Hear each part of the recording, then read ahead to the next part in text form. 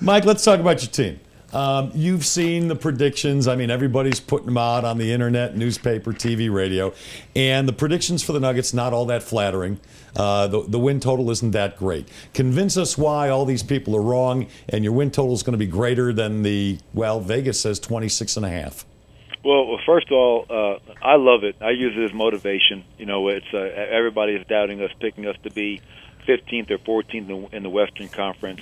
You know, so that doesn't get me down. That doesn't make me upset. It's just another challenge, and I love a challenge.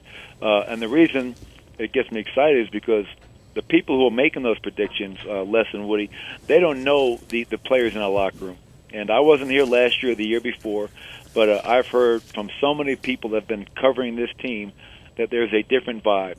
Our players have really, truly committed themselves all summer, in September, and through training camp to improving, to being a much harder working, competitive basketball team, not being a team that rolls over when adversity hits, which I think we saw a little bit the last 2 years. Playing together. We have a roster that may not have any superstar on it, but we have a lot of good players. We have great veteran leadership with Jameer Nelson, Mike Miller, Randy Foye.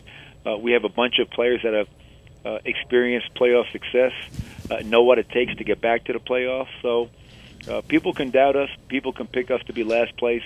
All we're concerned about is getting better every single day and working hard, competing at a high level, and giving our great fans something that they can be proud about when they come down to the Pepsi Center. When I started covering pro basketball in the 1970, I was told by a coach, you're as good as the last guy on your bench. And at the time, Mike, they only had 10 guys. But I saw a story that your last pick, and I went out for the Summer League. Les and I were both out there. I was out there for a couple of the games Summer League, and Eric Green jumped out at me as a motor guy, that a guy that could contribute to a team. And so I was intrigued that you kept him as your third point guard, and I wonder what came into the decision making, because one of the guys you cut I kind of like too, whose name I couldn't pronounce if I sat here all day.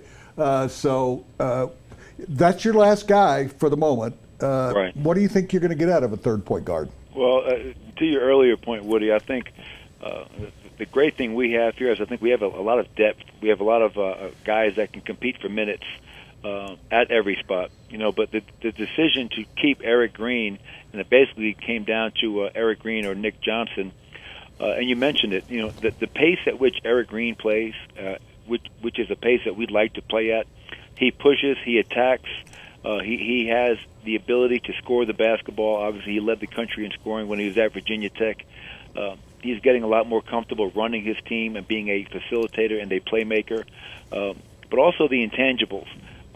Here's a kid that was coming to the gym 3 times a day, not because we were asking him to, because he was doing that on his own. He is a highly self-motivated individual.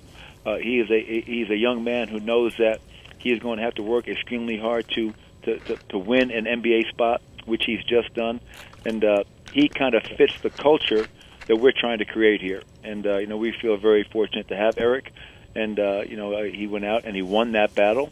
And I would feel confident putting Eric Green into a game, knowing that he has the ability to go out there and get the job done. Hey, Mike, when you were first hired, we kept hearing he's a defensive guy.